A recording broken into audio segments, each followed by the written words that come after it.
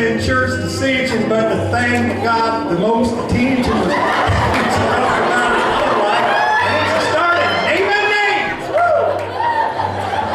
the day the squirrel berserk gave the first self-righteous church in that sleepy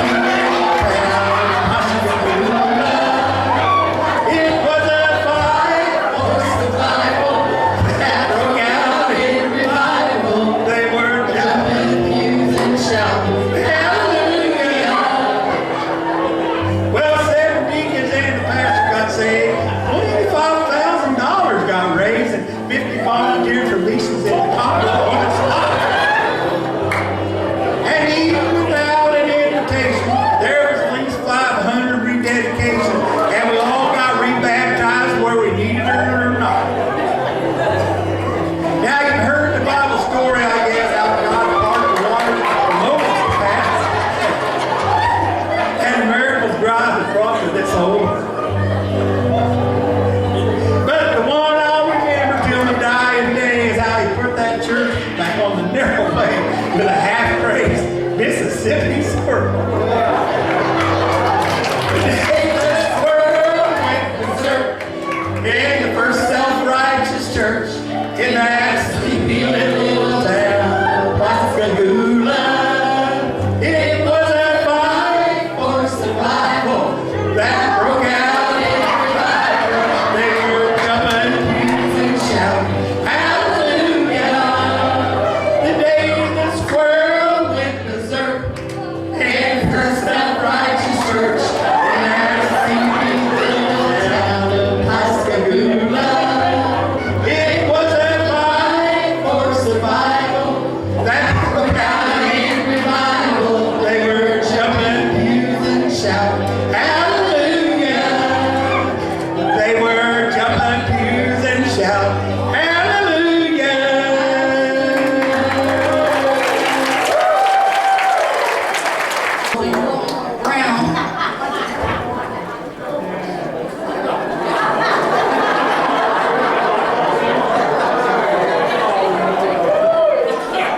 If you're a lady, take one and then pass it and let it work its way up until we're gone. How you doing, Nora? I'm good, and you? I'm good. Who you got here? Well, I caught a pet squirrel. I think I'll take him to church Sunday. The poor thing was scared out of his wits. Said somebody had attached him to a go-kart and was running him into pieces. Yeah, that's a good possibility. Around here, you never know. Well, he also said someone was trying to shoot him. Oh,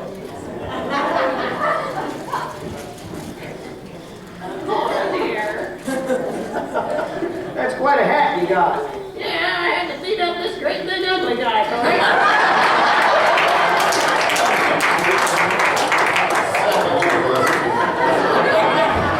No, I didn't say he was the ugliest, I just said he was ugly. Oh boy. You know, speaking of pets, I have heard that. Now, how many of you have ever had a teenager in your home? I have heard that teenagers and cats are a lot alike. How's that? Well, neither teenagers nor cats turn their heads when you call their name. No matter what you do for them, it's never enough. Indeed, all humane efforts are barely adequate to compensate for the privilege of waiting on them hand and foot. That's been true a time or two. All right. You rarely see a cat walking outside of their house with an adult human being. And it can be safely said that no teenager in his or her right mind wants to be seen in public with his or her parents. Yeah. Cats and teenagers can lie on the living room sofa for hours on end without moving, barely breathing. Cats have 9 lives. Teenagers live as if they did. Yeah, I'm afraid there's some truth in that. Sure enough. So how's your health lately? You got a hunting hat on and you beat up a big ugly guy, so you must be in pretty good shape. Oh, I think I am. Doctor asked me a strange question the other day. He said, Nora, any of your family suffer from mental illness? I said, no, sir, I think we've all enjoyed it.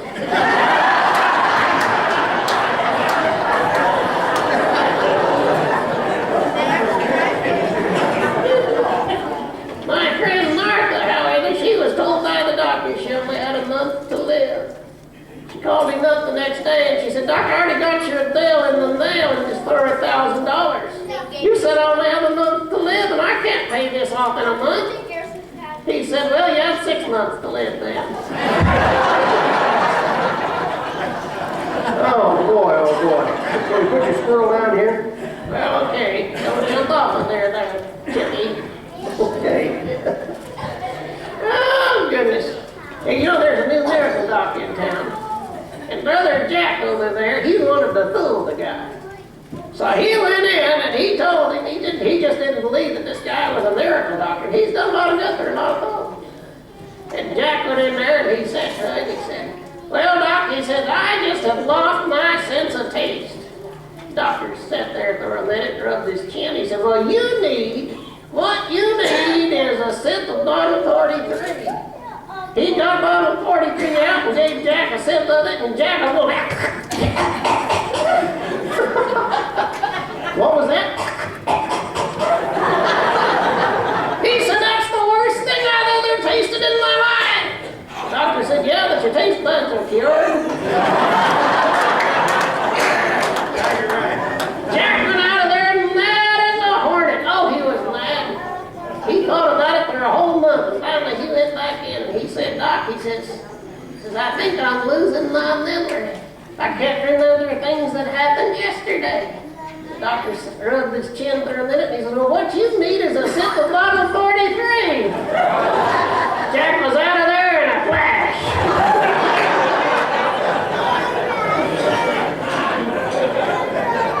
That would do it. That would definitely do it. I'll tell you what. Yes, sir. You know, Jim and Shirley have been married a long time. 47 long nights, he can't believe this. They heard that and she's getting tired of hearing it. So the other day, Jack was digging around in one of the closets and he found in one of those closets a shoebox. And it had about 5 doilies in it and $85,000. Jim didn't know of that. Shirley had it. So Jim said, Shirley, what is this about? She kind of hung her head and she said, well, Jim, my mama told me a long time ago that anytime I got mad at my husband, I should sit down and I should make a doily. Jim said, well, only half a dozen doilies here. Says, I guess I did pretty good, huh? Well, where'd the $85,000 come from? She said, from all the doilies I sold.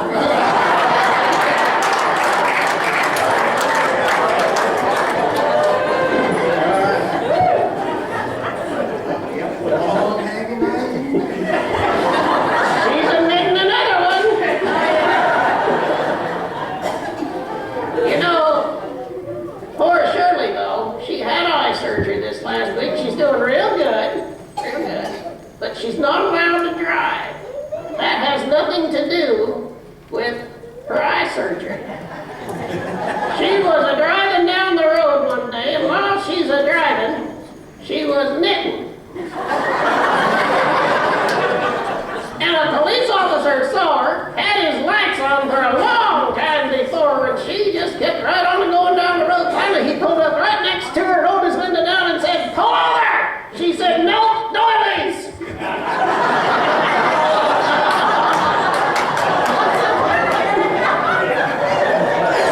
Oh, boy.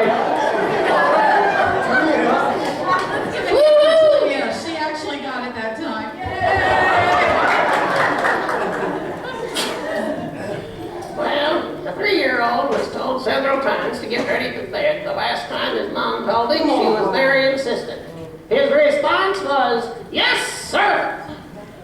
Since he was talking to his mother, and she's a little woman, she was surprised he called her sir. So she pulled him aside and said, "Now look, when you're talking to a lady, you say yes, ma'am. When you're talking to a man, you say yes, sir. So what would you say to Daddy?" He said, "Yes, sir." "What would you say to Mama?" "Yes, ma'am." "What would you say to Grandma?" "Can I have a cookie?"